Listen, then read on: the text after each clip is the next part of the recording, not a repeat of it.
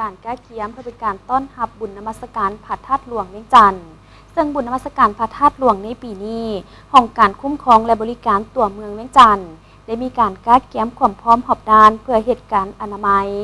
ซึ่งจะรับประกันให้มีความสะอาดงามตาอยู่ทางภายในงานและพื้นที่เส้นทางอ้อมห้อมพระธาตุหลวง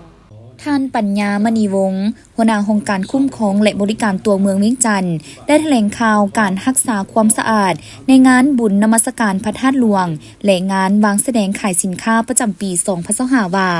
ห้องการของพวกเขาได้วางแผนละเอียดต่อกับการอนามัยเก็บเมียนขี้เหงื่อโดยเฉพาะการรับใช้ให้แต่ละกิจกรรมในมือที่สำคัญภายในงานบุญเซนมือแห่ผาสาดเพิงมือตักบาตรและงานแข่งขันตีขีเพื่อรับประกันความสะอาดงามตาและเป็นระเบียบเรียบร้อยของงานบุญตื่นเช้ามาให้มีความสะอาดทั้งภายในงานและพื้นที่เส้นทางอ้อมรอบโดยเกี่ยมกำลังแห่งงานปัดกวด95หา100คนต่อคืนพร้อมทั้งเกี่ยมพาหนะเครื่องมืออุปกรณ์รับใช้ต่างๆในนี้ได้กำหนดจุดวางถังขี้เหงื่อ300ถังไว้ในเขตพื้นที่งานอย่างเหมาะสมนำใช้แห่งงานปัดกวดทั่วงานทั้งหมด260คนและเพิ่มแห่งงานตามสภาพตัวจริงนำใช้ลดดูดฝุ่นและลดน้ำเพื่อฉีดล้างพื้นที่เดินสนามหลวงให้มีความสะอาดนำใช้รถไฟฟ้า6คันและแห่งงาน20คนแต่ละวันเพื่อเปลี่ยนถ่ายถังขี้เหงื่อที่เต็มนำใช้รถขนส่งขี้เหงื่อ25คันต่อวันและเพิ่มตามหน้าเวียกตัวจริงก็คือองค์การคบต.ในเป็นเจ้าการในมีความรับผิดชอบโดยกงต่อเรื่องงานดังกล่าวปัจจุบันนี้ก็ได้มีความพร้อมเข้มข้นพร้อมในการวางแผนบ่ว่าสิเป็นแผนคนแผนพาหนะรวมทั้งได้วางแผนระบบการเก็บเมียนขนส่งขี้เหงื่อการอนามัยการวางทางขี้เหงื่อในแต่ละจุดในบริเวณจัดงานและอ้อมรอบถือว่าองค์การคบต.ก็ได้มีการประสานงานกับนักการปกครองโดยเฉพาะทางเมืองทางบ้านอ้อมรอบงานบุญต่อกับเรื่องงานอนามัยรักษาความสะอาดถือว่าองค์การคบต.ก็ได้มีการประสานงาน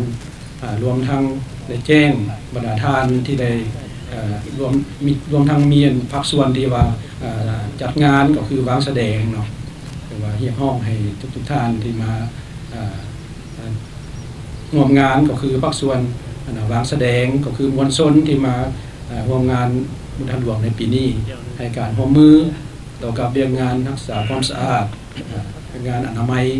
เพราะว่าเรื่องงานดังกล่าวถือว่าเป็นเรื่องงานหนึ่งที่มีความหมายความสำคัญเนาะต่องานถือว่าในนามอนุกรรมการรักษาความสะอาดในปีนี้ต่องานบุญดังกล่าวก็แม่นมีความพร้อมและรับประกันต่อเรื่องงานอนามัยอาการความสะอาดถือว่าภายหลังก็มีการปิดเนาะปิดงานก็คือเวลาปิดห้างนั้นพอหน่วยงานรักษาความสะอาดจะได้เข้าในการอนามัยรักษาความสะอาดเก็บเมียนขี้เหงื่อฉะนั้นถึงเรียกร้องให้ทุกภาคส่วนมีการร่วมมือโดยเฉพาะแม่นบรรดาห้างในการปฏิบัติเวลาในการปิดห้างเพื่อให้หน่วยงานรักษาความสะอาดเก็บเมียนขี้เหงื่อได้เข้าเฮ็ดอนามัยเก็บเมียนขี้เหงื่อในงานประกันได้ความสะอาดตลอดงานทั้งกลางเว้นและกลางคืนเนาะถือว่าปัจจุบันอนุกรรมการรักษาความสะอาดอนามัยก็เป็นมีความพร้อม 100% ในการรับมือต่อกับการจัดงานก็คือเรื่องงานความสะอาดท่านหัวหน้าห้องการคุ้มครองและบริการตัวเมืองเวียงจันทน์ยังได้กล่าวให้ฮู้ตื่มว่าห้องการของพวกเขายังได้จัดกล่องประชุมปรึกษาหารือกับภาคส่วนเกี่ยวข้องในการวางแผนเวียกเพื่อเกี่ยมความพร้อมในทุกด้านรับประกันความสะอาดและความเป็นระเบียบเรียบร้อยในงานบุญนับแต่มือเริ่มจัดงานจนมือปิดทั้งจะได้สมทบกับเมืองไซเสธาเพื่อรับประกันความสะอาดอยู่บรรดาบ้านที่ติดพันกับงานบุญพร้อมทางเรียกร้องถึงทุกภาคส่วนตลอดฮอดผู้ที่มาเที่ยวงานบุญจงร่วมกันรักษาความสะอาดจบงามทีมขี้เหงื่อให้เป็นระเบียบในจุดที่กำหนดไว้ก็คือใส่ถังขี้เหงื่อที่ได้จัดสรรไว้เพื่อรักษาความสะอาดจบงามและความเป็นระเบียบเรียบร้อยช่วยกัน